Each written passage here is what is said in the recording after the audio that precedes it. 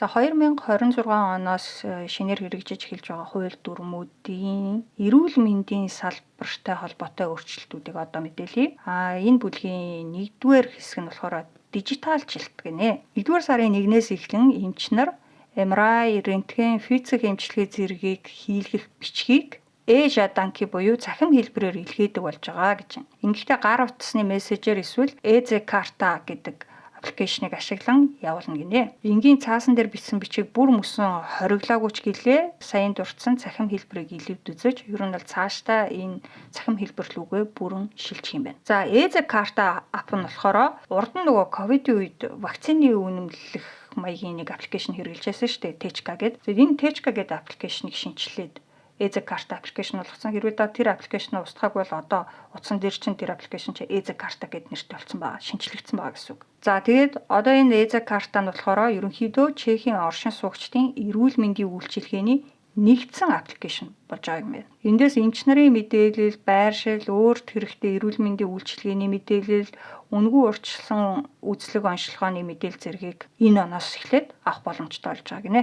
За эмнэлэгт хэвтэн эмчлүүлээд гарах үед эмнэлгээс гарсан тодорхойлт буюу пропуштэци справи гэдэг нэг бичиг өгдөг шүү дээ. Тэр бичиг нь бас цахим хэлбэрт шилжиж байгаа гинэ. Тодорхойлбол пациентский портал буюу өвчтний портал дээр энэ бичгийг эмнэлгээс нь оруулцдаг болох юм байна.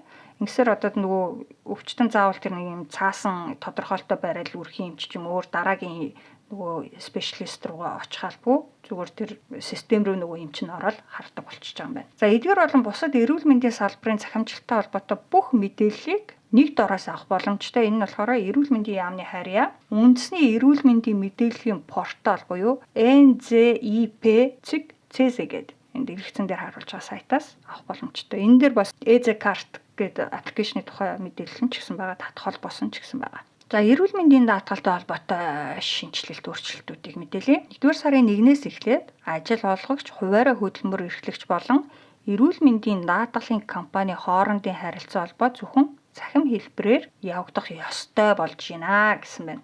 Эрүүл мэндийн даатгалын компаниуд үйлчилгээний төлбөрөө бэлэн мөнгөөр авах болж байгаа юм байна. Өөрөөр хэлбэл эргээд эрүүл мэндийн даатгалын төлбөрөө зөвхөн картаар эсвэл интернет банкаар төлдөг болж байгаа гинэ. За бас даатгагч компаниас солих процесс илүү хялбар болсон гэж байна.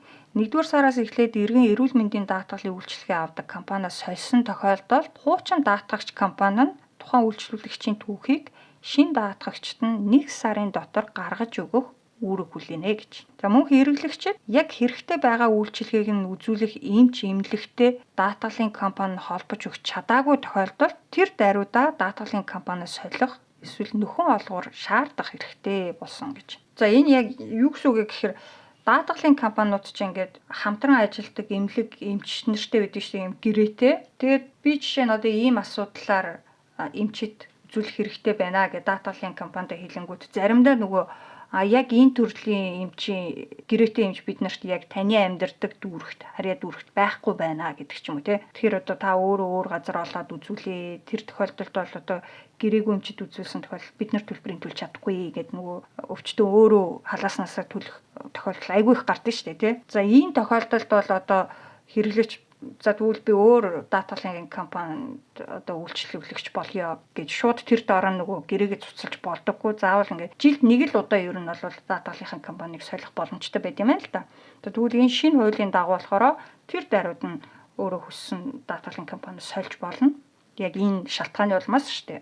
Эсвэл одоо байгаа тэр даатгалын компаниасаа нөхөн олгоор хууль ёсны дагуу нэхэмжлэх боломжтой болж байгаа юм байна. За эрүүл мэндийн даатгалтай холбоотой саяхан хийсэн өөрчлөлтүүд нь болохоор зөвхөн public insurance буюу одоо бидний хэлдгээр нөгөө улсын даатгалт хамаатай. Одоо тэгэхээр оюутны виз, гэр бүл нийтгэлийн визээр энд амьдардаг хүмүүс ч болохоор нөгөө commercial буюу одоо арилжааны даатгалт байдаг шүү дээ. Тэр хүмүүст бол хамааралгүй юм биш үү. За дараагийн дэд болохоор шүд амны эрүүл мэндтэй холбоотой шинжилэлт өөрчлөлтүүд. За саарл ломбыг хориглохоор болсон гэж байна. Европын холбооны хэмжээнд амалгам буюу саарл ломб хийхийг хориглодог болсон юм байна. Ингэснээр эрүүл мэндийн даатгалаараа үнэгүй ломб тавиулах тохиолдолд зөвхөн цагаан ломб тавих стандарт тогтож байгаа гинэ. За цагаан ломб дотроо энгийн биш арай үнэтэй ломб хийлгэх тохиолдолд эрүүл мэндийн даатгалаас зөвхөн 900 хүртэлх короныг нь л төлөх юм байна. Илүү гарсныг нь өвчтөн өөрөө төлнө гэж. За сувгийн эмчилгээний тухайд үүдэн шүд болон бага арааны стандарт сувгийн эмчилгээний төлбөрт 1300 орчим короныг даатгалаас төлдөг болсон юм байна. Харин бусад арааны эмчилгээ болон өндөр найрагчлалтай микроскопын сувгийн эмчилгээний төлбөрийг өвчтөн өөрөө төлдөг нь хэвээрээ байгаа гинэ. За ВЗП, ОЗП зэрэг ихэнх томоохон даатгалын компаниуд шүдний эмчилгээнд ногдуулдаг мөнгөн дүнгээ нэмэгдүүлсэн гэж байна. Насанд хүрэгчид жилд 500-аас 1000 короны нөхөн олгорыг шүдний цэвэрлэгээний үйлчилгээнд зориулан авах боломжтой бол хүүхдэд энэ дүн нь ВЗП компани хувьд гэхэд 2000 крон болж өөрчлөгдсөн гинэ. За дараагийн дэд сэдэв болохоор урьдчилан сэргийлэх үзлэгтэй холбоотой. За бүдүүн гидсний хавдрын үзлэг.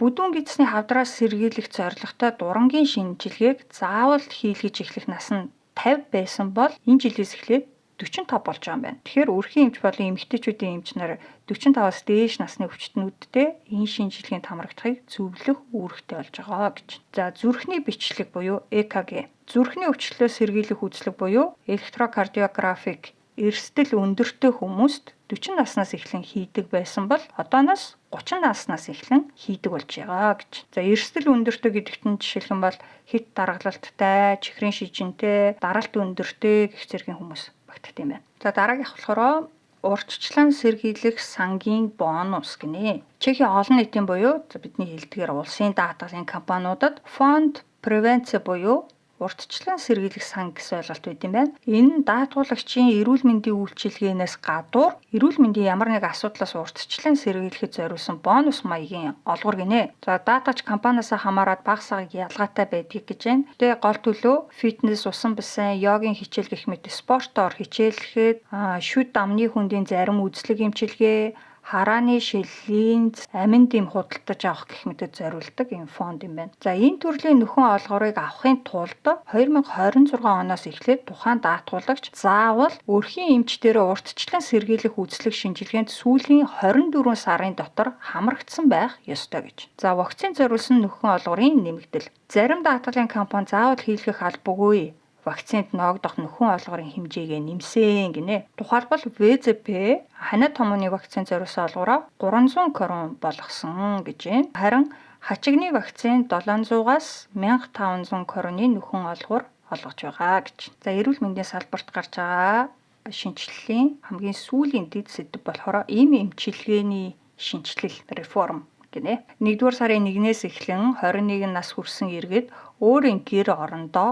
3 хүртэлх тонны канабис тарьж ургуулахыг зөвшөөрнө. Мөн гэртээ 100 г хүртэл олон нийтийн газар 25 г хүртэл жинхэнэ хатаасан канабисыг авч явахыг зөвшөөрнө. Зөвшөөрнө гэдэг нь одоо яг нөгөө ийм явдал боллоо гэхэд тэр хүнийг одоо шууд гэмт хэрэгтэн гэж үзээд хорж цагдахгүй л гэсэн үг. Дараагийнх нь нэг зүйл болохоор энэ их сонирхолтой. Эмчилгээ авдаггүй хүндэрсэн хэлбэрийн депресс буюу сэтгэл гутралын эмгэгтэй эсвэл сэтгэл зүйн гүн хямралтай өвчтнүүдийн эмчилгээнд псилоцибин гэдэг бодисыг маш нарийн хяналтанд доор хэрэглэхийг 2026 онд хуульчлана гинэ. За псилоцибин гэдэг нь болохоор сэтгцэд нөлөөлдөг мөөгний найрлагад байдаг нэг төрлийн идэвхтэй бодис гинэ. За энэ хууль нь болохоор Чехэд хэрэгжснээр Европтой хамгийн анхных нь болох юм байна.